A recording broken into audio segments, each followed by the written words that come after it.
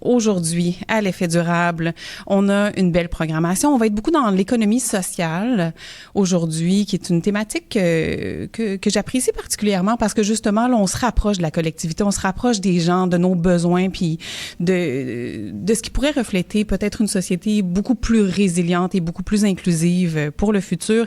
Donc, on espère que ça continuera de grandir. Pour amorcer ce sujet-là, je suis en compagnie de Roberto Steven-Collin, qui est responsable du développement économique communautaire au regroupement économique et social du Sud-Ouest. Bonjour Roberto. Bonjour Maude. Très heureuse de te recevoir pour cette première de l'effet durable en 2026. Merci beaucoup de l'honneur. Je vais en profiter même si on est le 13 janvier, mais je pense qu'on n'est pas encore rendu à la date où on ne peut plus se souhaiter bonne année. Bonne année à toi, même si, comme tu le disais, l'année commence sur des chapeaux de roue. Pas pour les bonnes raisons, en tout cas, pas totalement, mais mes meilleurs vœux, pareil, à toi et à l'émission, en fait. Ah, ben merci beaucoup, Roberto. Pareillement, puis on souhaite aussi là, qu'à l'équipe du regroupement économique et social du Sud-Ouest, ce soit une année, on va dire, prolifique et pleine d'union. On va souhaiter ça. Merci. Donc, je suis curieuse de t'entendre justement parce que tu étais déjà venue à l'émission l'année dernière, en 2025, plus sous le regard de la revue Economia Humania, qui était super intéressant aussi. Et puis là, t'es maintenant plongé les deux mains dans l'économie sociale. Tu travailles au cœur de quartier, à créer des alliances. J'aimerais quand même que tu expliques un petit peu plus concrètement ce que tu fais en tant que responsable du développement économique présentement. En tant que responsable, je travaille, comme tu le disais, pour le regroupement économique et social du Sud-Ouest, le réseau. En tant que responsable de développement économique communautaire, je m'assure vraiment de venir dans la communauté, sur le territoire, en soutien principalement aux organismes communautaires, aux tables de quartier, aux entreprises en économie sociale. Je viens en soutien, en tout cas, l'organisme pour lequel je travaille.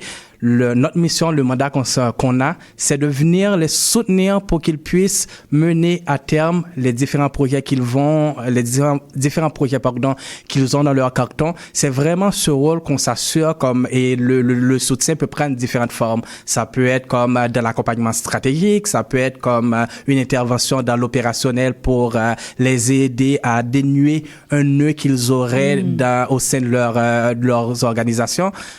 En gros, c'est le rôle qu'on se donne au sein du réseau, c'est vraiment d'être capable parce que ces acteurs, c'est eux qui interviennent auprès de la communauté, c'est eux qui sont directement en contact avec les gens qui apportent des solutions, qui ont des offres de services et de produits pour répondre à leurs besoins. Mais ces organisations, elles ont également, leurs besoins et c'est là qu'on essaie d'intervenir. Pour qu'il y ait quand même un pont qui se fasse entre les deux puis que ça puisse répondre aux besoins des deux parties. Oui, c'est ça. Parce que contrairement à des boîtes ou des entreprises qui vont avoir des moyens qu'ils peuvent mobiliser pour faire face aux défis, aux difficultés qu'ils rencontrent, on travaille avec beaucoup d'organisations qui n'ont pas ce luxe-là, qui font avec les moyens du bord, comme on dit. Et c'est là qu'on essaie d'avoir comme ce plus-value, être en mesure, soit directement dans ce qu'on a comme expertise, dans ce qu'on a comme ressources en interne pour leur ramener, ou de les mettre en lien avec d'autres organisations, d'autres organismes qui va les permettre de faire face aux difficultés qu'ils rencontrent, mais également d'arriver, de faire atterrir les solutions qu'ils envisagent. Parce que contrairement à ce que certaines personnes peuvent penser, c'est des milieux avec énormément de dynamisme, c'est des milieux qui sont très, très innovants, avec énormément de projets qui émergent, avec des moyens qui sont très limités. Comment on s'assure et les besoins sont là, on les voit, on en discute, on en entend parler dans les médias, on les voit tous les jours. Comment on fait pour que face à ces besoins, ces organisations qui ont de super belles idées, qui ont de super pistes d'innovation, comment on fait pour les atterrir pour qu'ils puissent vraiment atteindre la mission qu'ils se sont fixée? Oui, effectivement. Et tu le dis, les moyens sont limités pour ces organismes-là ou ces commerces-là. Ça relève d'un grand défi. Je suis curieuse, tu n'as peut-être pas la réponse, mais est-ce que ce genre de regroupement économique et social existe dans tous les arrondissements à Montréal, par exemple? Est-ce que c'est quelque chose qui est très répandu? Le réseau, c'est une corporation de développement économique communautaire. Oui. Ça existe. Il y en a à Montréal, il y a le pôle, il y a celui à Montréal-Nord, il y a celui à la Chine, puis il y a celui dans le Sud-Ouest. Dans le reste du Québec, il y a un CDEC à Trois-Rivières et à Québec. Le réseau a cette particularité que l'organisation a été mise en place dans les années 80 avec la fermeture du canal de la Chine. Ouais. Quand le canal de la Chine a été fermé, ça a été une fermeture qui s'est faite en plusieurs phases. Ça a ramené une terrible dévitalisation dans l'arrondissement du Sud-Ouest. On parle de Pointe-Saint-Charles, on parle de Petite-Bourgogne, de Ville-et-Mar, de Saint-Henri, parce que ça a été, le canal de la Chine était structurant dans l'économie montréalaise. Quand le canal a fermé, les entreprises qui étaient là, parce que le canal, c'était une voie logistique importante pour leurs activités, ils sont partis. Cette délocalisation qu'on a connue, pas juste dans le Sud-Ouest, mais qu'on a connue au Canada, à Montréal et en Occident de manière générale, avec les transformations de l'économie dans les années 80, 90 jusqu'à aujourd'hui. Mais ça a mené à... Beaucoup de gens sont partis du quartier. Oui. Beaucoup de pertes d'emplois. Le réseau s'est constitué dans cette perspective d'aider les gens qui restaient soit à trouver un nouvel emploi, soit à se réorienter leur carrière. Ça fait une couleur particulière au réseau, mais les CEDEC, il y en a plus que le réseau. Et les CEDEC, il y en avait beaucoup plus avant. Ça a été comme, dans les coupures avec le gouvernement Couillard qui a mené à une sorte de restructuration du soutien aux entreprises que le gouvernement provincial soutenait. Oui. Ça fait en sorte que nous, on est l'un des 3 qui sont restés à Montréal. OK. Oui, parce que là, on parle d'innovation au niveau de la structure, mais il n'y avait rien pour venir pallier à ces remaniements-là dans la communauté dans les années dont tu parles. Puis encore maintenant, on voit que c'est un peu le parent pauvre. Mais là, est-ce qu'il y a des exemples de modèles d'économie sociale auxquels tu contribues par ton travail? Tu as nommé différents lieux comme la Petite-Bourgogne, Saint-Henri, Pointe-Saint-Charles. Quel genre de modèle es-tu capable de mettre en place, par exemple? Je pourrais, pour répondre à cette question, prendre 2 exemples. Un qui est comme un exemple d'une organisation où ces activités sont en cours. C'est à la Petite-Bourgogne, c'est le village alimentaire local. C'est dans les années 2014-2018, je ne me rappelle pas trop. Aujourd'hui, on parle beaucoup des enjeux par rapport à l'alimentation. On parle beaucoup d'insécurité alimentaire, mais les gens qui vivent sur ces territoires, ils les avaient déjà vu venir. Ils vivaient déjà ces insécurités. Ils n'attendaient pas que soit le gouvernement ou d'autres organismes viennent apporter des solutions. Ils se mobilisaient. Oui. C'est dans cette mobilisation, quand la communauté s'est demandé avec la table de quartier de la Petite-Bourgogne, qu'est-ce qu'il nous faut? Comment on voit le quartier dans l'avenir? C'est quoi qu'il nous manque? L'enjeu de l'insécurité alimentaire, parce que la Petite-Bourgogne a une dynamique particulière à côté de Griffintown, qui a sa propre dynamique, son propre profil socio-économique. Et la Petite-Bourgogne, qui est un quartier, à titre d'exemple, c'est le quartier avec la plus grande concentration d'HLM au Canada. Ce qui fait au Canada, ça portait des enjeux de précarité. La communauté c'est pas juste regarder le problème, c'est dire qu'est-ce qu'on peut faire. Ça a été, le village alimentaire local a émergé comme une solution face à l'insécurité alimentaire. En partenariat avec l'OMHM, la table de quartier a monté ou monte en ce moment 3 structures intégrées. Une cuisine collective, une épicerie solidaire et un café citoyen.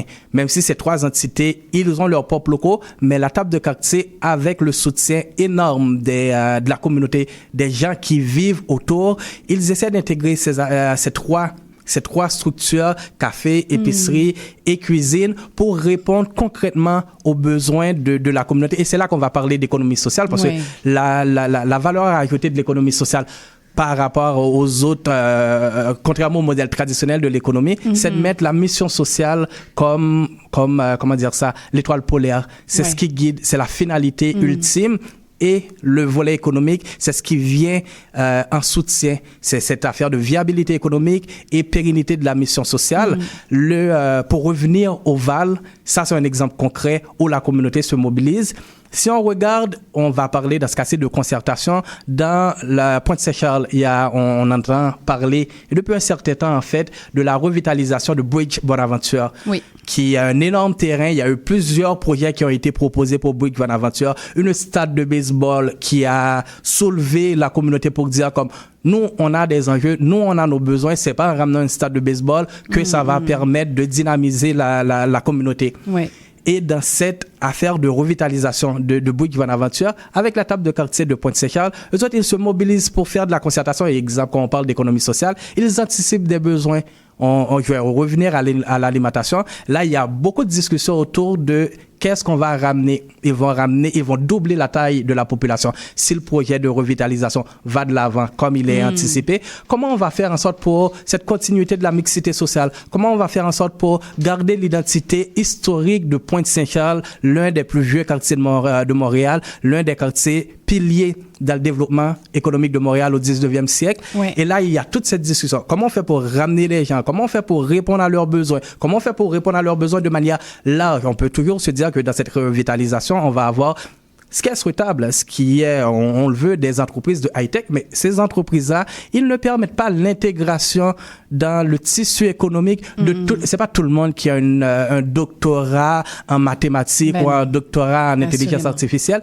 Et on a plusieurs besoins qu'on essaie de satisfaire. Comment avoir cette mixité? Comment avoir comme un quartier fidèle à l'histoire de Pointe-Saint-Charles et qui est à la hauteur des attentes des gens qui habitent déjà à Pointe-Saint-Charles et des gens qui vont venir habiter lorsque cette revitalisation va être complétée. Oui, parce que quand même ce danger parallèle à la revitalisation là, qui vient avec une gentrification, qui vient justement avec la hausse du coût des loyers, un intérêt particulier parce que là, tout d'un coup, ça semble plus le fun qu'on le pensait dans ce coin-là, donc on va peut-être aller investir. Donc, c'est là que les tables de concertation, par exemple, et des organismes comme le vôtre viennent s'assurer de garder ça pour et par la communauté. Pour et par la communauté, c'est ce qu'on essaie, c'est la file qu'on essaie de suivre, la file d'Ariane. Oui, c'est ça. Et est-ce que la communauté répond bien à ces modèles-là? Est-ce qu'ils sont intéressés? Est-ce qu'ils se sentent vraiment impliqués, inclus dans cette mixité dont tu parles, Roberto? C'est toujours un peu compliqué parce que les choses ne sont jamais noir ou blanc. C'est pas aussi dichotomique. La communauté est impliquée, ça c'est sûr, lors des rencontres, lors des réunions. Il y a eu les élections municipales qui viennent de se terminer. Il y a eu beaucoup de rencontres quand ils invitaient les élus ou ceux qui voulaient être élus. La communauté était là. La communauté est impliquée dans les projets.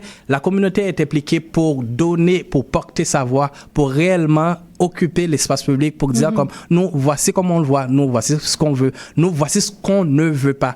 Mais en même temps, les gens ont leur activité. On a tous comme du 9 à 5 pour ceux qui travaillent, les enfants, la famille, les amis et tout. C'est tout un enjeu parce que par et pour la communauté, autant qu'il est souhaitable, autant qu'il arrive avec ces enjeux. Comment on fait pour mobiliser ces gens? Comment on fait pour la transmission de connaissances, la transmission d'expertise dans des dynamiques qui sont différentes que des dynamiques qu'on va retrouver à l'intérieur d'organisations qui ont une structure beaucoup plus rigide, beaucoup plus comme fixe. C'est-à-dire que là, comment dire ça? La fluidité de la structure, elle est un élément important d'identité, un élément de résilience. Mais en même temps, ça soulève des enjeux, ça vient avec des défis.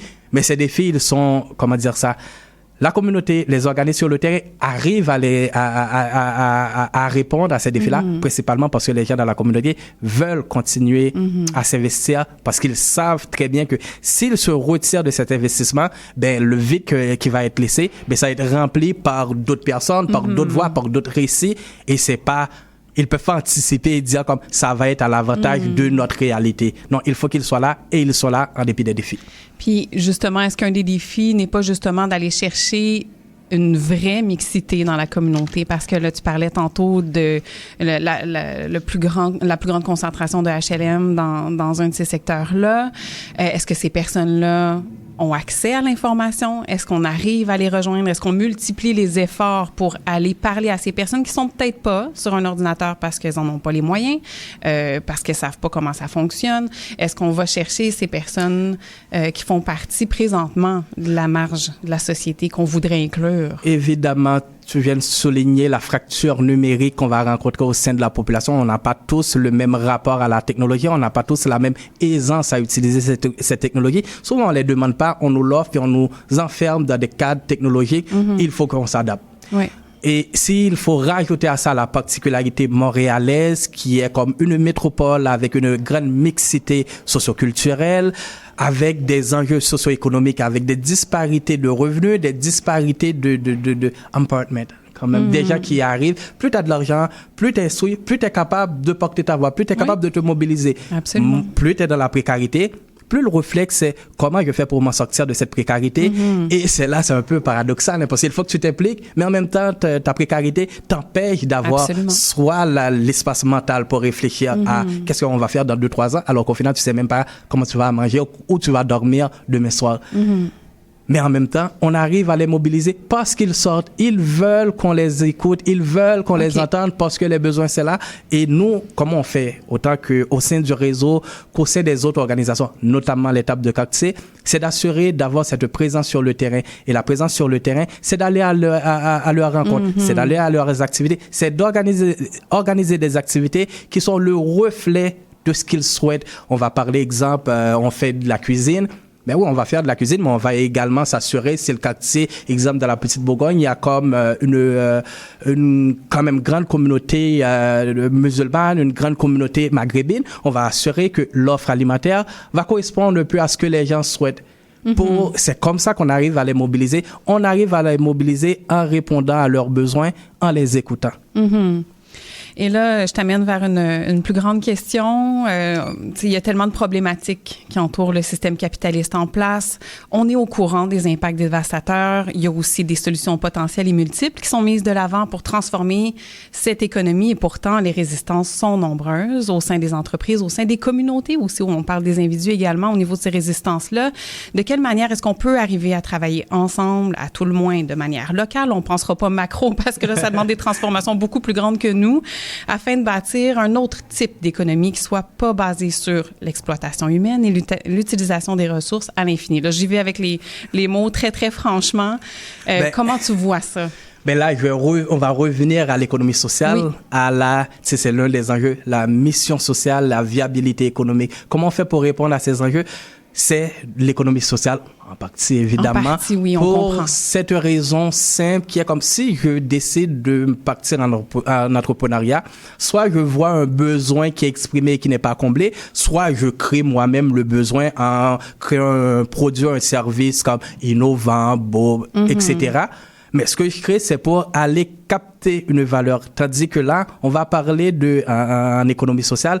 Le besoin, c'est la communauté, c'est les membres de l'entreprise d'économie sociale qui vont l'exprimer. Et c'est ça qui va créer l'ancrage. Et pour moi, c'est dans cet ancrage territorial que passe un peu notre salut, qui exagère un peu, pour la simple et bonne raison que quand tu vis dans une communauté, quand tes activités sociales, culturelles, économiques se passent dans la communauté, ton rapport avec la communauté est totalement différent que si tu es actionnaire, je sais pas, à Shanghai, puis tu es actionnaire d'une entreprise qui est en Finlande.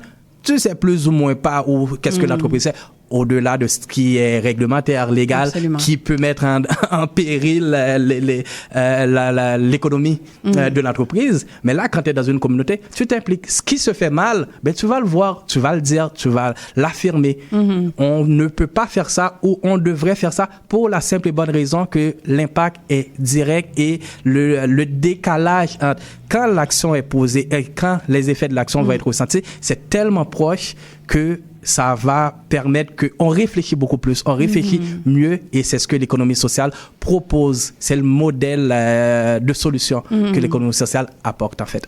Merci beaucoup, Roberto Colin, pour d'être venu parler de ça avec nous ce matin. Je serais très curieuse de poursuivre cette conversation-là. Il y a plein de questions autres là, qui émergeaient pendant notre conversation, mais c'est super éclairant et encourageant aussi. Je te dirais, ça fait un petit baume d'entendre ce genre d'initiative-là, de projet-là qui travaillent réellement avec la communauté en essayant d'aller les rejoindre sincèrement tout le monde. Donc, merci de faire ça. Merci, Maude.